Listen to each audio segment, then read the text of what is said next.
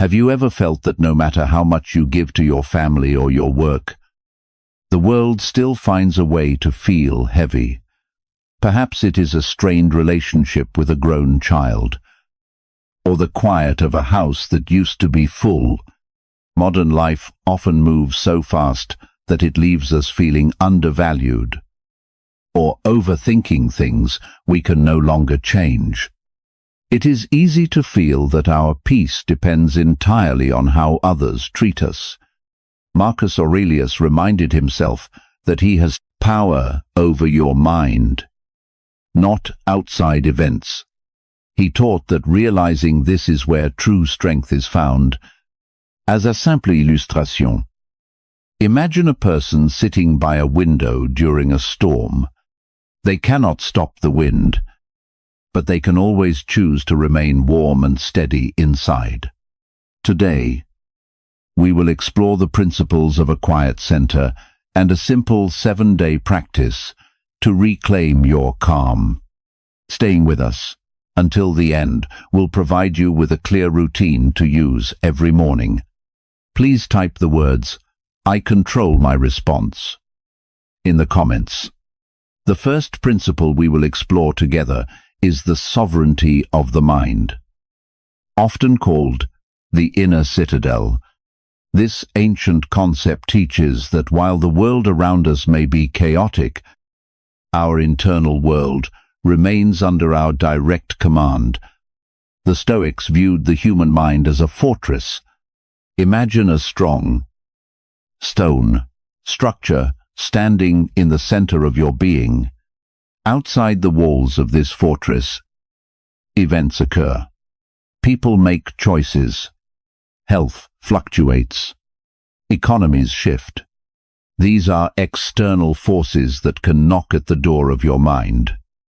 But the Stoics believed they cannot enter unless you personally open the gate and let them in. This means that your feelings are not caused by what happens to you, but by the story you tell yourself about what happens to you. You are the only person with the authority to decide which thoughts are allowed to live within your fortress. In our modern life, especially as we move through our 50s, 60s, and 70s, this principle becomes both more difficult and more necessary. Many of us have spent decades being the emotional anchor for our families. We have raised children, cared for aging parents, and managed careers. Over time, we have developed a deep habit of feeling responsible for everyone's happiness. When a grown child is struggling, or a spouse is in a bad mood, or a friend does not reach out, we feel a heavy sense of failure. We often confuse caring for someone with carrying their emotional burden. This leads to a state of overcaring, where our own peace of mind is constantly tied to the behavior and well-being of others. We feel that we cannot be happy unless everyone around us is also happy and acting exactly as we wish they would. This habit slowly gives away the keys to our inner fortress to people and events that we simply cannot control.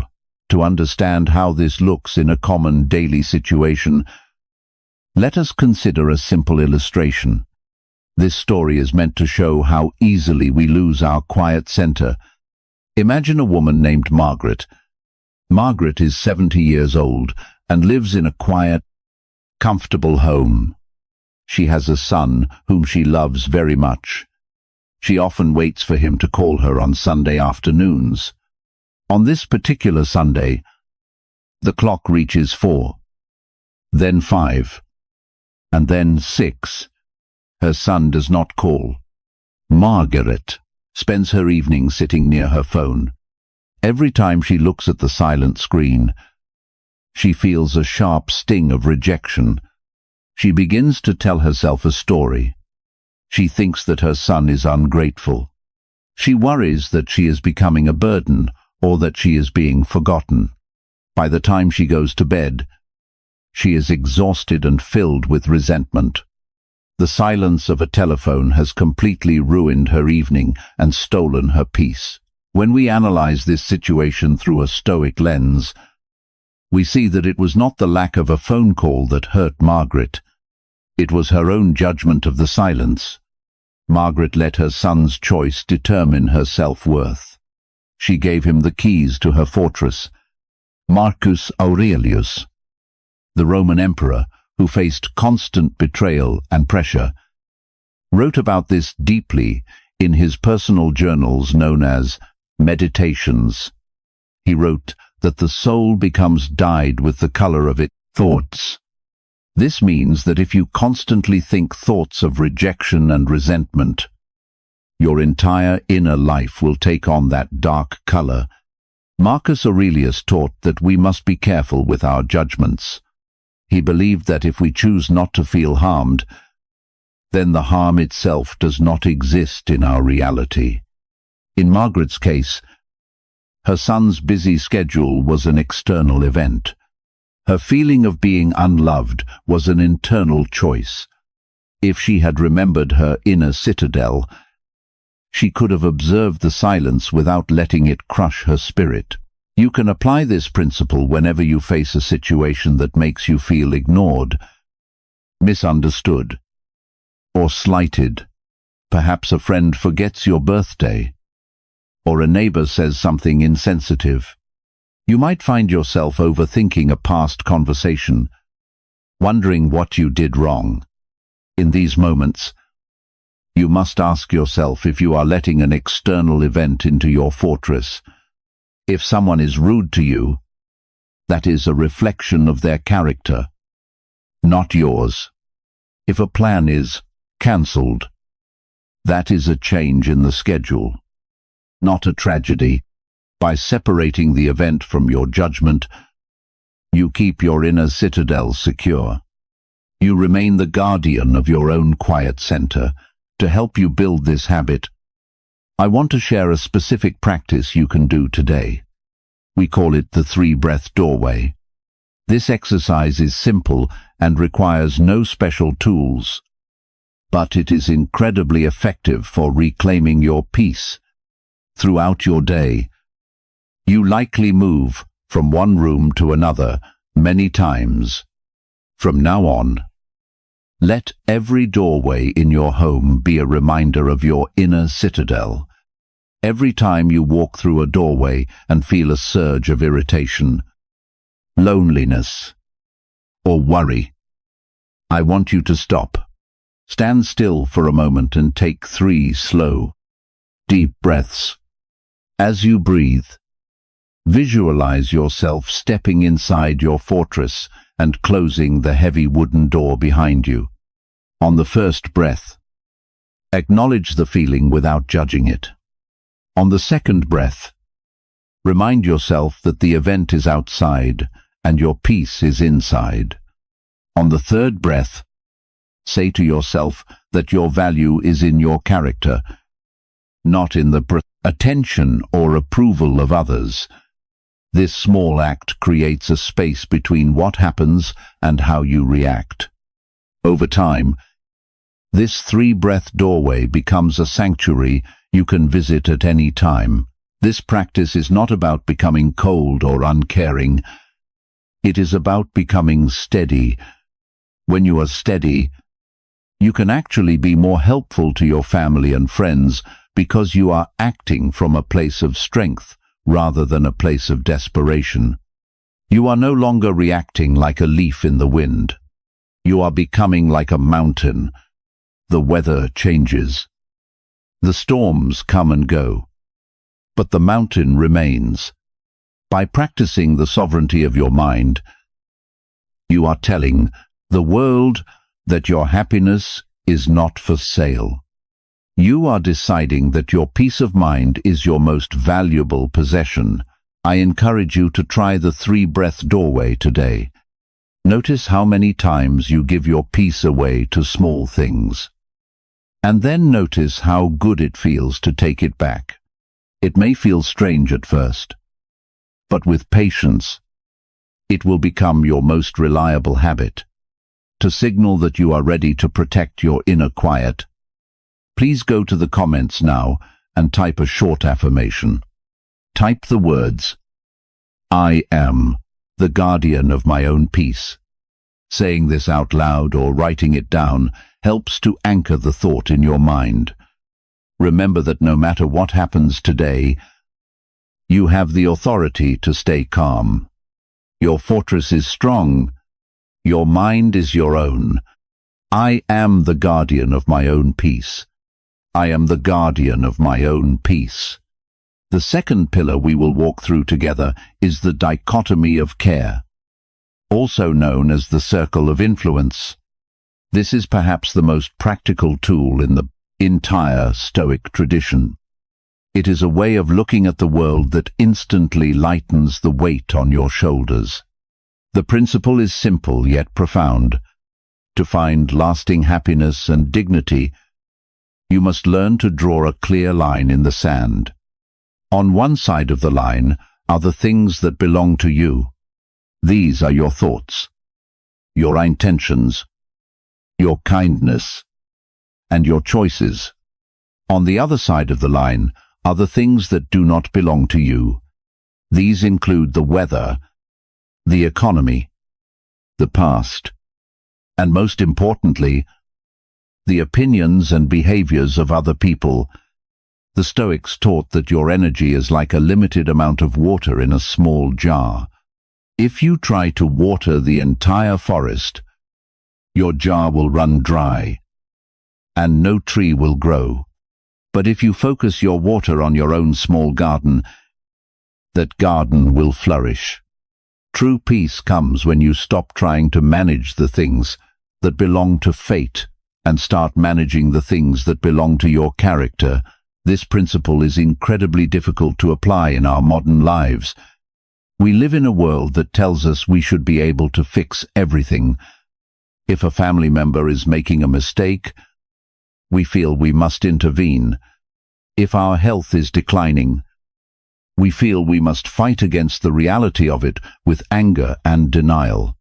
In our roles as parent, grandparents, and spouses, we often believe that our love is measured by how much we worry.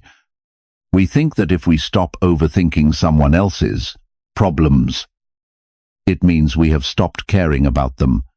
This is a painful misunderstanding. We spend our nights awake, rehearsing conversations we haven't had, and carrying the heavy burdens of people who are not even asking for our help. We become exhausted, not because life is hard, but because we are trying to do a job that is not ours to do. We are trying to be the author of a book that someone else is writing. This fixer mentality creates a constant state of anxiety, because no matter how hard we try, we cannot control the outcome of any situation involving another human being. To see this clearly, let us look at a situation that many of us may find familiar. This is a fictional illustration to help us understand the toll of overreaching our control. Imagine a man named Robert. Robert is 65 years old and has recently retired. His wife has been dealing with a chronic health condition for several years. Robert loves his wife deeply, but he is at the point of total exhaustion. He spends every hour of his day researching new deets, arguing with doctors, and constantly checking his wife's pulse or her mood. If she has a bad day or feels a bit more pain, Robert feels a surge of personal failure.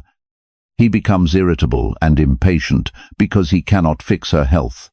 He is so focused on the outcome of her illness, something he cannot truly control, that he is missing the opportunity to be a loving and peaceful companion in the present moment. Robert thinks he is being a good husband by being a manager, but in reality, he is fighting against the natural order of life. He is miserable because his happiness depends on a medical miracle rather than on his own capacity for kindness. When we look at Robert's struggle, we see a man fighting against what the Stoics called the logos, or the rational order of the universe. He is trying to force the world to be different from what it actually is. The ancient teacher Epictetus, who lived much of his life as a slave and knew exactly what it felt like to have no control over his body, opened his most famous manual with a very direct lesson. Epictetus taught his students that some things are in our control and others not. He insisted that if you try to control the uncontrollable, you will live in a state of constant lamentation, and your life will be filled with distress. He taught that our only true power lies in our faculty of choice. For Robert, the illness of his wife is an external event. It is a part of the world that he cannot command. However, the quality of the tea he makes for her, the softness of his voice when he speaks to her, and the patience he maintains in his own heart are entirely within his control. By shifting his focus from the cure to the care, Robert could reclaim his dignity and his peace, even in the midst of a difficult illness. This principle applies to many situations our community faces today. You might apply this when a grown child makes a life decision that you disagree with. You can give your advice once, with love, but the decision belongs to them. Their life is their garden, not yours. If you try to force them to change, you will only create conflict and lose your own peace. You might also apply this when you feel betrayed by a friend or family member. Their betrayal is a reflection of their character, which is outside your circle of influence. Your response, whether you choose to forgive, to set a boundary, or to move on, is entirely your own. You can even apply this to the natural process of aging. You cannot control the fact that your body changes over time, but you can control how you honor the body you have today. When you stop fighting the things you cannot change, you free up an enormous amount of energy to improve the things you can. To help you put this into practice immediately, I want to share a simple exercise called the 2-column journal. I invite you to do this every morning for the next 7 days. It will take only 5 minutes of your time. Take a piece of paper and draw a single line down the center from top to bottom. On the top of the left side, write the word mine. On the top of the right side, write the words not mine. Now, think about the things that are weighing on your heart today. Perhaps it is a medical appointment, a disagreement with a daughter, or a news story you heard on the television. Place each of these items in one of the 2 columns. In the mine column, you should only put your own actions and attitudes. For example, you might write, I can choose to speak gently today, or I can choose to take a short walk for my health. In the not mine column, place everything else. Write my daughter's mood, the doctor's report, or what people think of me. Once you have finished your list, look at the not mine column and consciously decide to release those items. Imagine yourself physically letting go of a heavy suitcase. Tell yourself that since these things do not belong to you, you are no longer required to carry them. This small practice helps you see where your energy is being wasted. It reminds you that your job today is not to fix the world, but to be a person of character within the world. As you go through your day, keep this list in your mind. Whenever you feel your chest tighten with worry, ask yourself, which column does this belong to? If it is not in your column, permit yourself to let it be. This is how you reclaim your power. You are not being passive or indifferent. You are being precise. You are deciding that your peace of mind is too precious to be spent on things that you cannot change. This is the path to a steady heart. Whether your faith leads you to let go and let God, or your philosophy leads you to trust the rational order of nature, the result is the same. You find a quiet center that no external event can shake. You are not alone in this struggle to let go. We are all learning together how to focus on what truly matters. To confirm your commitment to this practice, I invite you to go to the comments now and type a short affirmation of release. Type the words "I release what I cannot change." Writing these words is a way of making a promise to yourself. It is an act of reclaiming your dignity and your emotional energy. Let us say it together one more time. Slowly and with intention. I release what I cannot change. I release what I cannot change. Your only duty today is to do your part well and leave the rest to the universe. Be kind to yourself as you learn this new way of living. Your garden is waiting for your care. The next part of our journey addresses the specific pains that often keep us awake at night. We will look at how to apply Stoic wisdom to the feelings of being betrayed or ignored, and how to handle the heavy weight of overthinking the past. The principle here is rooted in the Stoic understanding of nature and the flow of time. The Stoics believed that every person acts according to what they believe is right or useful in that moment, even if they are deeply mistaken. When someone hurts us, they are acting out of a kind of internal blindness or confusion. Their actions belong to their character, not yours. Furthermore, the Stoics viewed the past as something that has moved into the category of external things. Once a moment has passed, it is no longer within your power to change. Therefore, it is no longer something you should spend your precious emotional currency on. Your duty is to the person you are becoming right now. In this very second, this is incredibly difficult to apply in our modern lives because we are social creatures who value our reputation and our history. When a close friend or a family member betrays our trust, it feels like a physical wound. We feel that their bad behavior has somehow diminished our own worth. We ask ourselves what we did to deserve such treatment, and we loop the betrayal in our minds like a broken record. Similarly, as we grow older, the mind tends to wander backward. We look at the choices we made 30 years ago, the parenting mistakes, the missed career opportunities, the words we wish we could take back, and we feel a deep sense of regret. We mistakenly believe that by overthinking the past, we are somehow fixing it or showing that we are a good person for feeling bad. In reality, we are simply exhausting ourselves by fighting a battle that was settled decades ago. We are letting a ghost from the past haunt our present happiness. Let us look at a situation involving betrayal that many in our community have faced. This is a fictional illustration to show how the mind can be reclaimed. Imagine a woman named Sarah. Sarah is 68 years old. She recently discovered that her sister, whom she has supported for years, spoke untruths about her to the rest of the family regarding an inheritance. Sarah feels a cold sense of betrayal.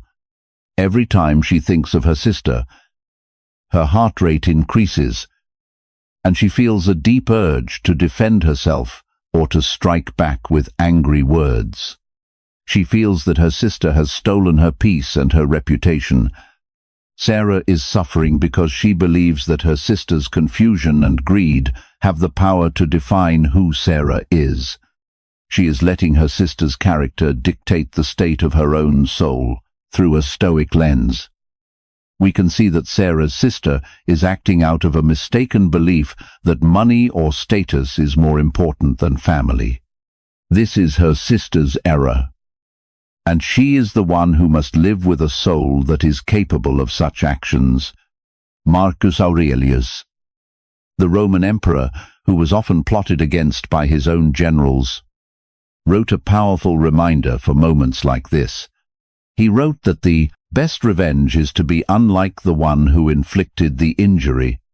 He taught that the only way someone can truly hurt you is if they manage to turn you into a bitter or angry person like themselves.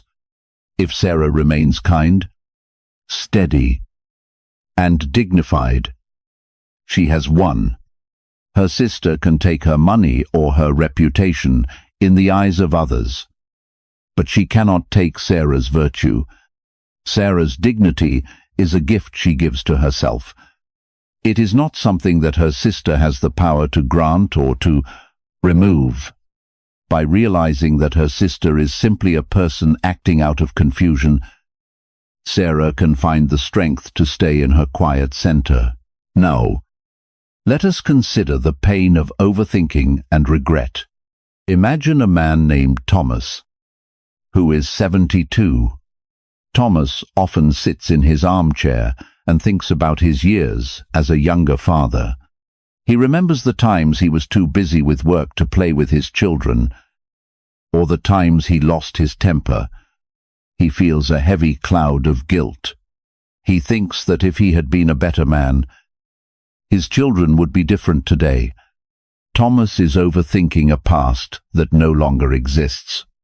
He is treating his memories as if they were present-day problems that he could solve with enough worry. He is living his life looking in a rearview mirror, which makes it impossible for him to see the beauty of the life he still has left to live. The Stoic philosopher Seneca, who wrote deeply about the shortness of life, offered a powerful perspective on this. He taught that the greatest obstacle to living is expectancy, which hangs upon tomorrow and loses today. He believed that the man who has made peace with time is never in a hurry and never in despair. The Stoics would tell Thomas that the man who made those mistakes 30 years ago is essentially a different person from the man he is today. 2. Punish himself. Now, for what happened then is an error in logic. The past is a dead letter. It is a closed book. Thomas cannot go back and change the ink on the page, but he can decide how he reads that page today. He can use his regret as a teacher to be a more compassionate grandfather now, rather than using it as a jailer to keep himself in a state of misery. To help you apply these ideas, I want to share 2 practical exercises you can use whenever these feelings arise. The first is for when you feel betrayed or ignored. We call it the perspective shift. When someone hurts you, take a moment to pause. Instead of asking why they did this to you, ask what kind of internal pain or confusion would drive a person to act that way.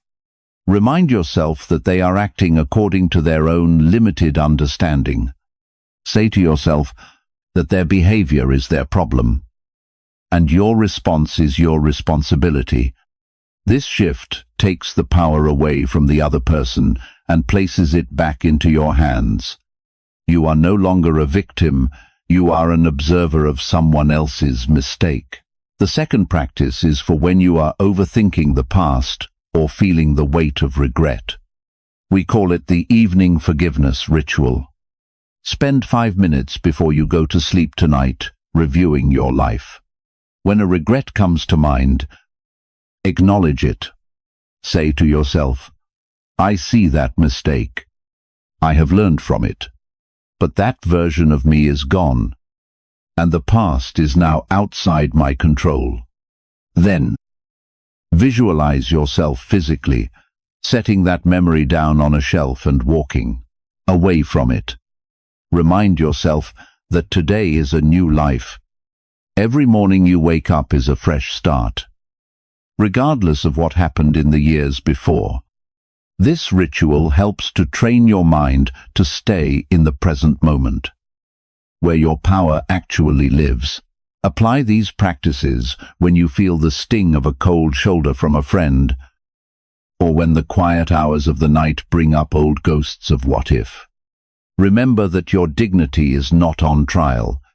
Your worth is not determined by how well you performed decades ago or by how others treat you today.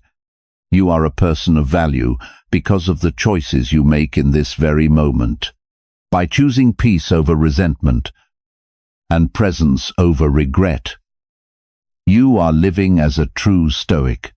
You are building a life of character that is unshakable and deep. You are not alone in these struggles. These are the universal challenges of a life well lived. To confirm your intention to protect your dignity and release the past, I invite you to go to the comments now. Please type the words, "My dignity is my own." Writing this is a way of declaring that you are no longer giving away your power to the actions of others or the ghosts of your history. Let us say it together, slowly and with calm strength. My dignity is my own. My dignity is my own. You are the guardian of your fortress. You are the master of your response. Focus on the good you can do today, and let the rest go. Your peace is waiting for you. The final step in our journey today is the creation of a structured plan to restore your quiet center. The Stoic principle behind this plan is known as prokope, which means progress. The Stoics did not believe that wisdom or peace happened all at once in a single moment of inspiration. Instead, they believed that virtue and tranquility are skills that must be practiced every single day. Much like a musician practices their scales or a gardener tends to their soil, they viewed the human character as a work in progress. To the Stoics, being a good person and staying calm is a discipline of the soul. It requires a curriculum, a set of steps, and a commitment to showing up even when you do not feel like it.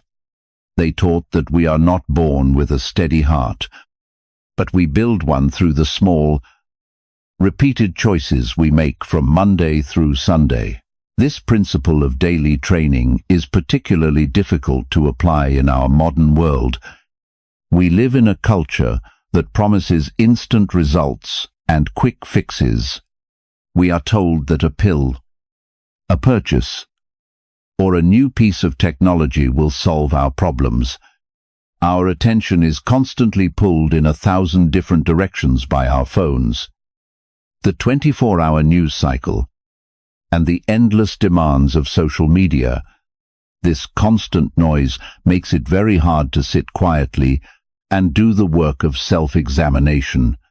Furthermore, in the middle and later stages of life, many of us feel that our habits are already set in stone. We might feel that it is too late to change how we react to stress or how we handle family conflicts. We have spent decades reacting in a certain way, and the path of least resistance is to simply keep doing what we have always done. This lack of a structured plan for the soul leaves us vulnerable to the storms of life. As we are navigating without a compass or a map to see why a structured plan is so necessary, let us look at a situation that many of us face as we transition into a new season of life. This is a fictional illustration. Imagine a man named Henry and his wife, Martha. Henry has recently retired after 40 years of work. Suddenly, the routine that gave his life structure is gone. He finds himself feeling restless and irritable. He spends much of his time reading the news and getting angry about things he cannot change. When his grandchildren visit, he finds himself snapping at them because he is bothered by the noise. He feels a loss of dignity because he no longer has a title or a job to define him. Henry wants to be the kind, wise grandfather he always imagined he would be, but he doesn't know how to get there. He is trying to be better through willpower alone. But without a daily plan, he keeps falling back into his old habits of frustration and overthinking. Henry needs more than a wish. He needs a practice. When we analyze Henry's situation, we see a man who has a fortress but has forgotten how to man the walls. The Stoics would tell Henry that his retirement is not a loss of identity, but an opportunity to practice the highest form of human work, which is the mastery of oneself. Marcus Aurelius, who served as a Roman emperor, while also maintaining a rigorous daily philosophical practice, wrote a powerful reminder in his journals. He wrote that the object of life is not to be on the side of the majority, but to escape finding oneself in the ranks of the insane. To Marcus Aurelius, the insane were those who lived without a plan, those who let their moods be dictated by the crowds or the events of the day. He believed that having a daily routine of reflection was the only way to remain sane in an unpredictable world. By following a plan, Henry can stop being a victim of his retirement and start becoming the master of his own character. You can apply this 7-day plan whenever you feel that life is becoming a blur of stress and reaction. Apply this when you are dealing with a long-term family conflict that seems to have no end. Apply this when you are facing the loneliness that sometimes comes with age, or when you are caring for a loved one and feel your own reserves of patience running dry. This plan is designed to be a reset button for your soul. It is a way to prove to yourself that you are still in command of your inner life. Here is your step-by-step Restore Your Center plan. You may want to write these down or listen to this section several times. Step number 1 and step number 2. These first 2 days are dedicated to the audit of the soul. Your goal is to become an observer of your own language. Throughout these 2 days, pay close attention to how you talk about your problems. Whenever you feel a sting of anger or worry, catch yourself saying the words, "I am upset because this person did this." Then, immediately change the sentence in your mind. Say instead, "This person did that, and I am currently choosing to be upset. Can I choose to see this differently?" By adding the words, "I am choosing," you remind yourself that there is a space between the event and your feeling. You are taking back the remote control of your emotions. Spend these 2 days simply noticing how often you give your power away. Step number 3 and step number 4. These 2 days are dedicated to voluntary simplicity and the fast from noise.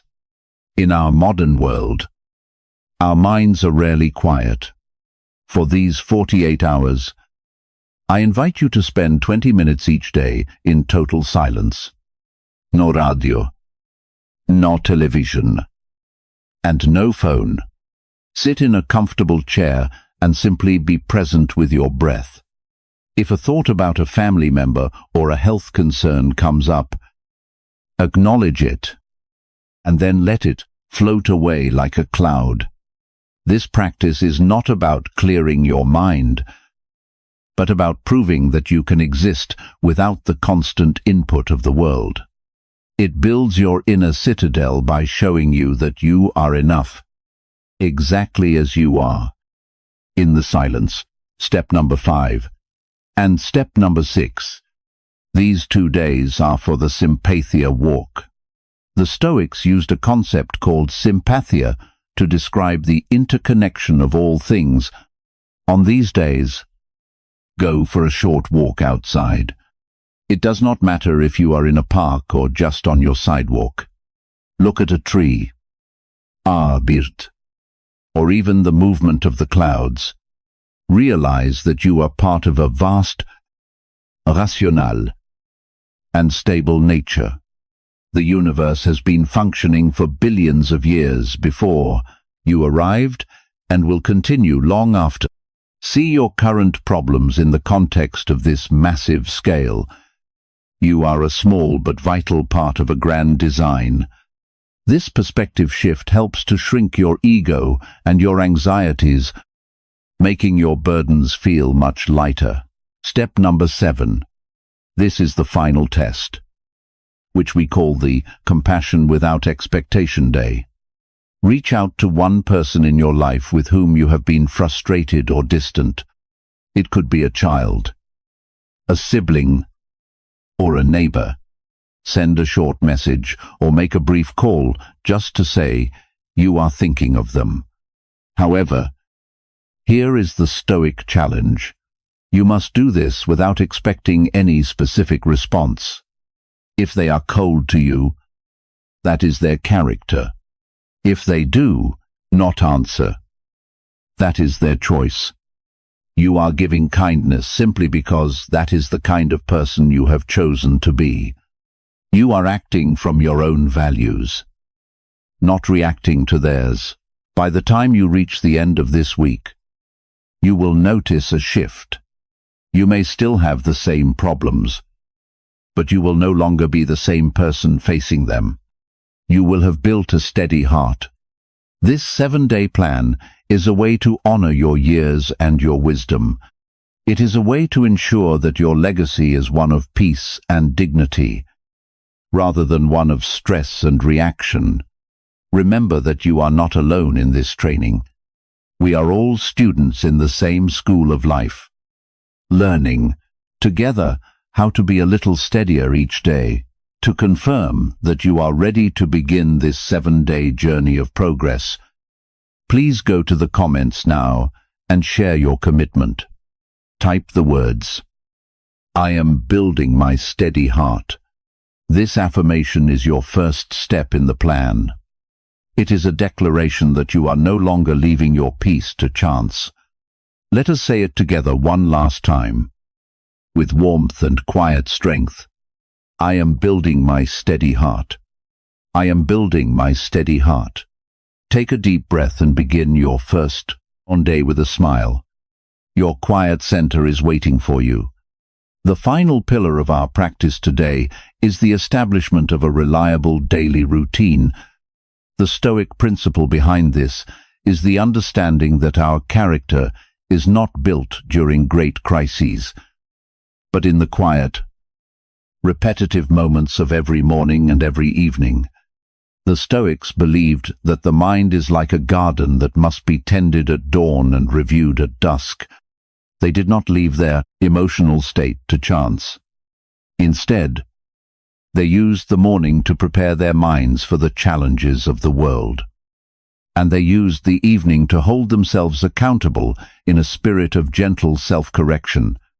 To the Stoics, a day was a miniature version of an entire life. By mastering the rhythm of a single day, you eventually master the rhythm of your entire existence. They taught that without prior preparation, we are simply reacting to the world, and without an evening review, we are simply repeating our mistakes. In our modern world, this daily rhythm is incredibly difficult to maintain. Most of us have developed the habit of reaching for our phones the very moment we wake up, before we have even taken a full breath. We are flooded with news, emails, and social media notifications. We allow the chaos of the entire world to enter our bedrooms before we have even stepped out of bed. This puts our minds in a defensive and reactive state for the rest of the day. In the evening, we often fall into the trap of mindless distraction. We watch television or scroll through screens until we are exhausted. And then we lie in the dark with minds that are still racing. For those of us in the middle and later stages of life, this lack of routine can feel especially heavy. We may be dealing with the physical discomfort of aging, the stress of caregiving, or the quiet anxiety of loneliness. Without a routine, these feelings can easily take over. making every day feel like a struggle to stay afloat rather than a journey of purpose and dignity. To understand the power of a simple routine, let us look at a situation that many in our community will recognize. This is a fictional illustration to show the difference a routine can make. Imagine a woman named Evelyn. Evelyn is 67 years old. For years, her morning routine has been the same. She wakes up, turns on the news, and begins to worry about the state of the world while she drinks her coffee. By 9 in the morning, her heart is already heavy with frustration. Throughout the day, if someone is rude to her at the pharmacy or if a family member forgets to call, she feels personally wounded and carries that hurt for hours. In the evening, she lies in bed and replays every small mistake she made or every slight she received. She judges herself harshly and wakes up the next day feeling even more tired and defeated. Evelyn is a good person, but she is living without a shield.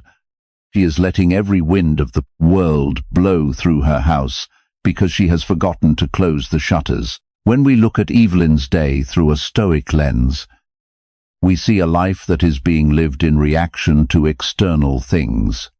The Stoics would suggest a very different approach. Marcus Aurelius, who held the weight of the Roman Empire on his shoulders, began his day with a specific mental exercise. He wrote to himself in the morning, saying that he must tell himself every day that he will meet with people who are ungrateful, arrogant, dishonest, and surly. He taught that we must prepare for this, not to become bitter, but to become unshakable. He believed that if we know the storm is coming, we can dress for it. In the evening, the Stoic philosopher Seneca practiced a similar discipline. He wrote that when the light has been removed and his wife has fallen silent, he examines his entire day and goes back over what he has done, and said, hiding nothing from himself and passing nothing by. Seneca did not do this to punish himself, but to become a better version of himself. The next morning, he treated his mind like a dear friend who needed a gentle but honest conversation at the end of the day. You can apply this routine when you feel that your days are slipping away from you in a fog of worry or overcare. Apply this when you find yourself overthinking a disagreement with a neighbor or feeling the weight of regret about a choice made long ago. A daily routine acts as a container for your emotions. It ensures that your peace of mind is the first thing you tend to in the morning and the last thing you honor at night. By doing this, you reclaim your agency. You decide that the world can be as chaotic as it wants to be, but inside your daily routine, you are the master. To help you build this for yourself, I want to share a specific, two-part practice that takes less than 5 minutes total, but can change the entire quality of your day. We will call this the Sunrise Shield and the Sunset Review. Part number 1 is the Sunrise Shield. This takes exactly 2 minutes. Before you touch your phone, before you turn on the television, and before you start your chores, sit quietly for a moment. You can do this while you are still in bed or while you wait for your coffee to brew. Say to yourself, slowly and clearly, I will meet difficult people today. They may be confused, or unkind, or hurried, but their choices cannot hurt my character. I will focus today on being useful, being patient, and being kind. This simple statement acts as your armor. It reminds you that the behavior of others is an external event that you have already prepared for. It moves you from being a person who is surprised by stress to a person who is ready for it. Repeat this statement twice every single morning. Part number 2 is the sunset review. This takes 3 minutes before you turn off your lamp at night.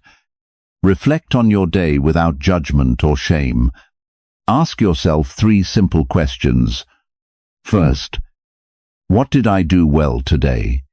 Perhaps you were patient with a slow clerk, or you took a moment to appreciate the sunset. Acknowledge your small victories. Second, where did I lose my cool? Identify the moment you let an external event into your fortress. Maybe you got angry at a news story or felt resentful toward a family member. Third, how can I be more steady tomorrow? What is one small thing you can do differently? Do not beat yourself up for your mistakes. Simply observe them as a teacher would observe a student. This practice allows you to put the day to bed so that you do not carry its stress into your sleep. It ensures that you are constantly making progress, one small step at a time. As you practice this routine, you will find that you no longer feel like a victim of your circumstances. You will develop a sense of quiet authority over your life. You are not changing the world, but you are changing the person you are within the world.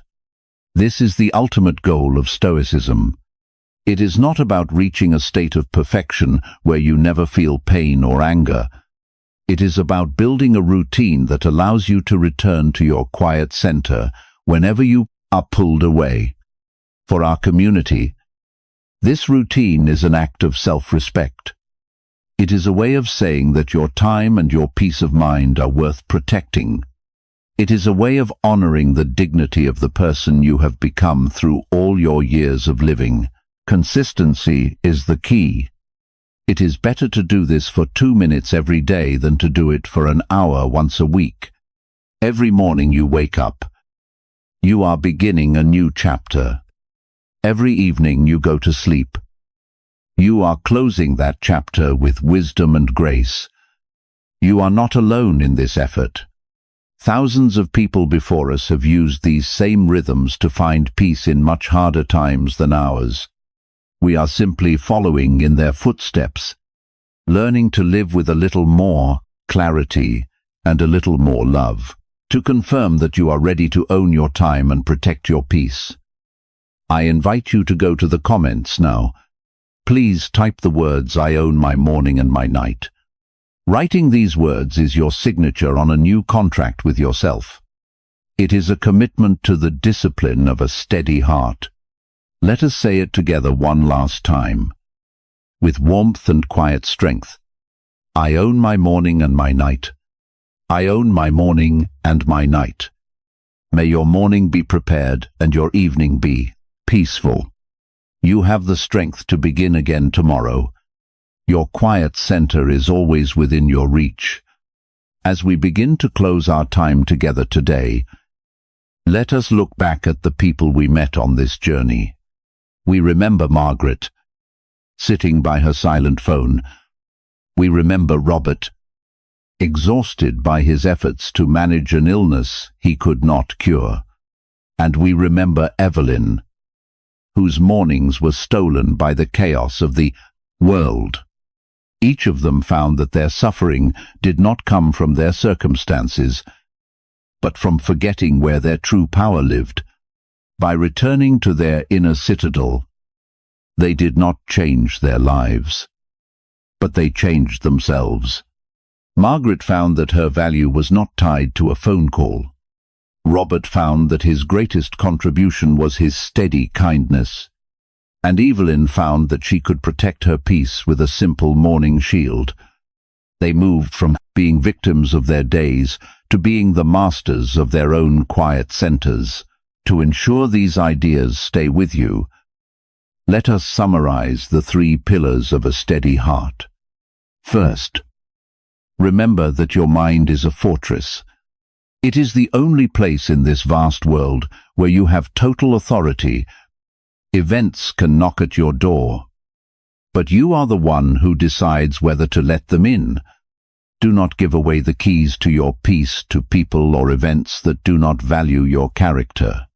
Second, focus only on your own actions and reactions. Separate your life into 2 columns. Put your effort into what is yours to manage, and consciously release the rest to the universe. Third, treat your time as a borrowed gift. When you realize that every hour is a loan from the great library of life, you stop wasting your energy on trivial resentments. You begin to live with a sense of dignity that is both humble and strong. The lesson for today is simple and filled with hope. Your peace of mind does not depend on the world being perfect. It depends on you being steady. You have navigated many decades of life. You have survived storms that others have not.